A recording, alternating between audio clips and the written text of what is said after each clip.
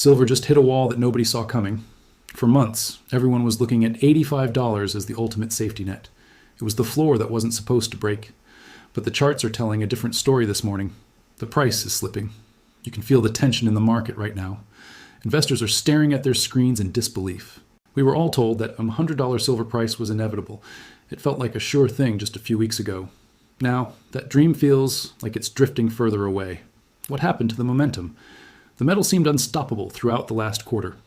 Industrial demand was supposedly at an all-time high. Solar panel manufacturing was sucking up every ounce available. Supply shortages were the only thing anyone talked about, but the price floor just didn't hold. Look at the volume of sell orders hitting the floor. It's heavy, it's consistent, and it's starting to look like a trend. Is this just a temporary dip, or is the silver bull market finally running out of steam? Honestly, the sentiment has shifted fast. You can hear it in the way traders are talking today. The confidence isn't there anymore. $85 was a psychological barrier for a lot of people. When a number like that breaks, people panic. They start questioning their long-term positions. They wonder if they should have sold at the peak. Was $100 actually a realistic goal? Maybe we all got a little too excited.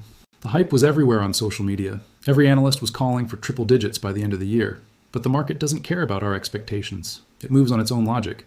Right now, that logic is pointing downward. We have to ask if the fundamentals have actually changed. Is there suddenly more silver in the world than we thought? Probably not. Mining output is still struggling in several key regions. Labor strikes are still a major issue in South American mines. Yet, the price continues to slide despite these facts. It's a frustrating situation for anyone holding physical bullion. You look at your stack and wonder if the value is eroding. It's hard to stay calm when the red numbers keep popping up. But we need to look closer at these specific price levels. Why was $85 so important to the bulls?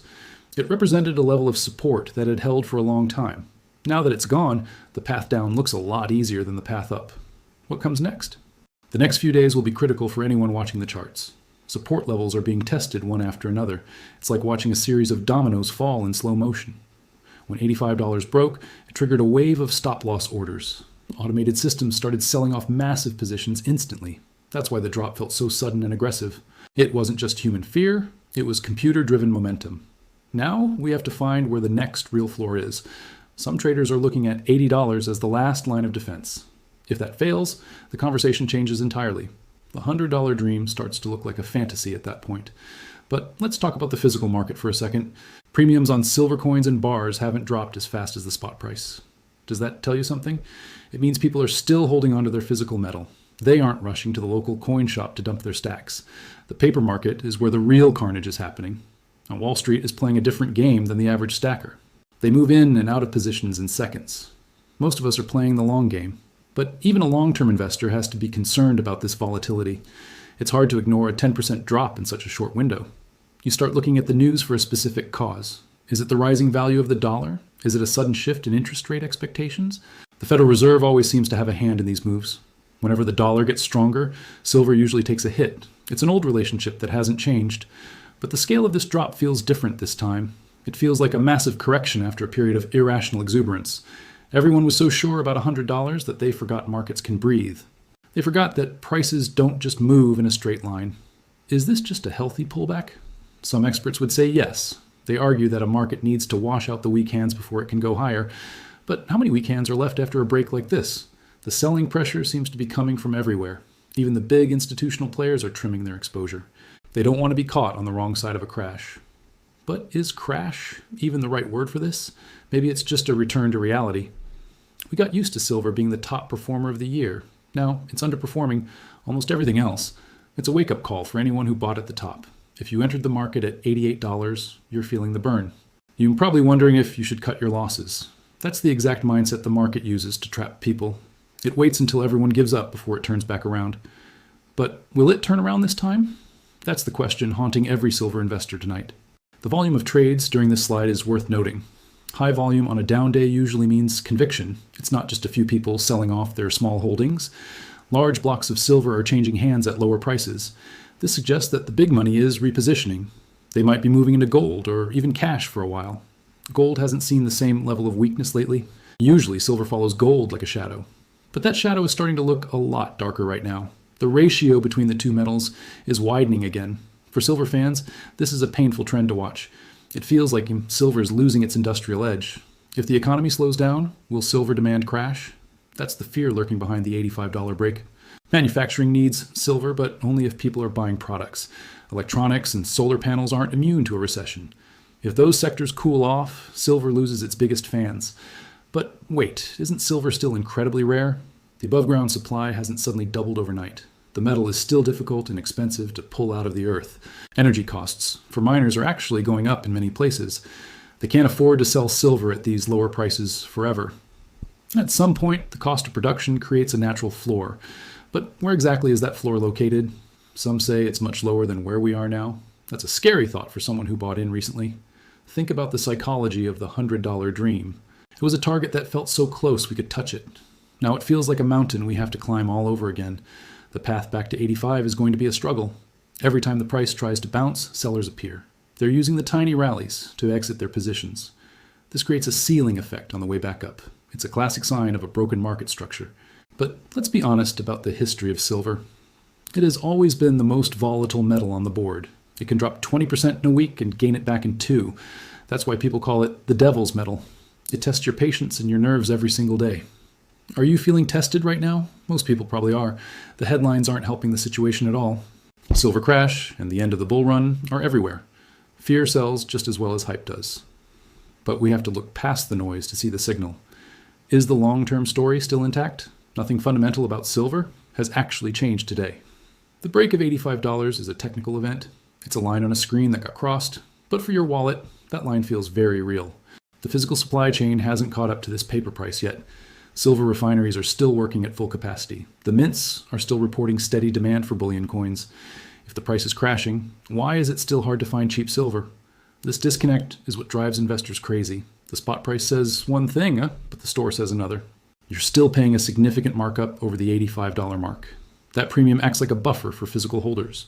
It means the actual metal in your hand is holding value better than a contract. But the contract is what sets the global benchmark.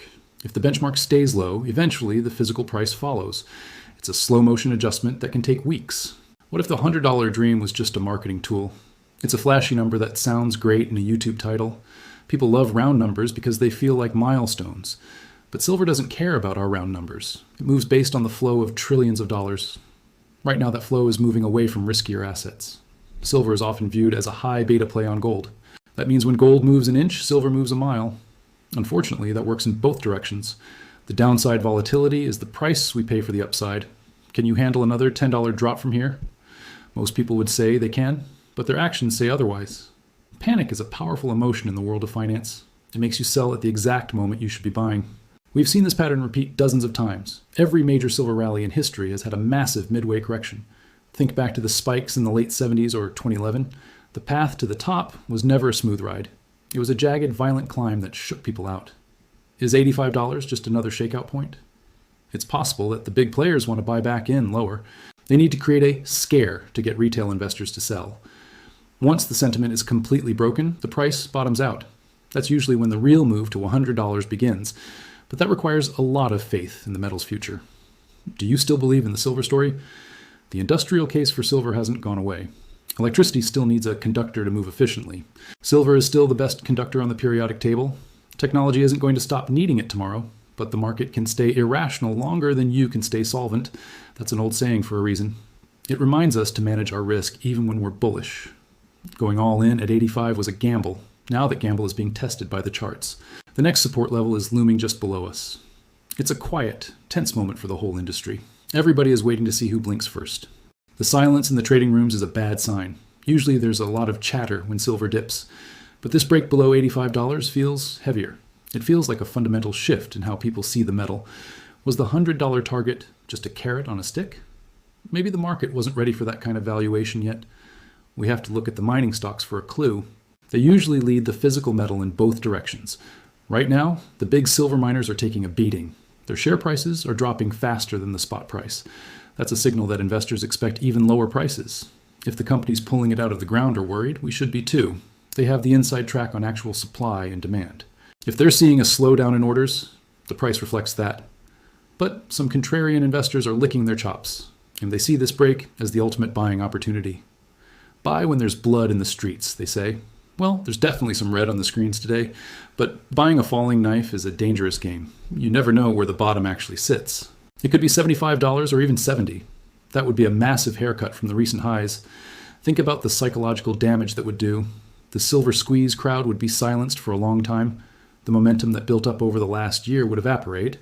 But is the industrial demand really that fragile? Electric vehicles still need ounces of silver in every unit. The green energy transition hasn't been canceled. It's just hitting a speed bump in the global economy. High interest rates are making everything more expensive. When it costs more to borrow, companies build fewer things. Fewer things built means less silver used in factories. It's a simple chain of events that leads to this price drop. But the supply side of the equation is still broken. We aren't discovering massive new silver deposits every day.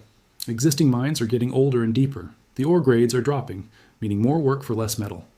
This creates a long-term supply crunch that can't be ignored. Even if the price drops today, the silver isn't getting easier to find. That's the core of the bull case for silver. But long-term doesn't help you if your portfolio is down today. You need to know if the $85 level can be reclaimed. If we can't get back above that line, it becomes resistance. That means every time we get close, people will sell. It turns a floor into a ceiling that's hard to break. The charts are starting to look like a staircase moving down. Each step is lower than the one before it. Where does the staircase finally end? That's what everyone is trying to calculate right now. Is there a hidden factor we're all missing? Maybe the hidden factor is the central banks. They've been buying gold at record levels for over a year, but they don't talk about silver nearly as much. Silver is the restless cousin that doesn't fit into a vault as easily. It takes up too much space for the value it provides. That makes it a retail metal driven by people like us. When the little guy gets scared, the price collapses. Wall Street knows how to shake the tree to see what falls out. Right now, a lot of silver is falling out of weak hands. The $85 floor wasn't just a number. It was a line in the sand for the true believers. Crossing it has created a crisis of faith in the community. Are we looking at a multi-year bear market now? That's the nightmare scenario for anyone who bought at the peak. History shows that silver can stay down for a long time. It can move sideways for years while inflation eats your gains. But the world is a much different place than it was in 2011. Debt levels are higher, and currencies are under more pressure. That usually bodes well for hard assets like silver. If the dollar eventually weakens, silver could snap back. It would be like a coiled spring releasing all that tension. But the timing of that release is anyone's guess. It could happen tomorrow or 3 years from now. In the meantime, we have to deal with the reality of $80. If that level breaks, the $100 dream is officially on ice. It becomes a long-term goal instead of a near-term target. Does that change your investment strategy? For some, it's a signal to walk away and cut their losses. For others, it's a chance to lower their dollar cost average. They'll keep buying 10 ounces a month regardless of the price. That's the disciplined approach that usually wins in the end. But it's a hard path to walk when everyone else is shouting crash. The noise in the market is louder than it's been in a decade. You have to filter out the influencers and the doomers. Look at the physical metal sitting in your safe. It hasn't changed. It hasn't tarnished. It's still the same weight and purity as the day you bought it. The only thing that changed was a digital number on a screen. But that number dictates the mood of the entire world. We're entering a period of extreme uncertainty for silver. The $85 floor is behind us now. The ceiling is getting lower. And the dreams of triple digits are being put to the test. Keep a close eye on the weekly close. If we can't recover soon, the summer could be very cold for silver. The market is speaking. Are you actually listening to what it's saying? Only time will tell if this was a trap or transition.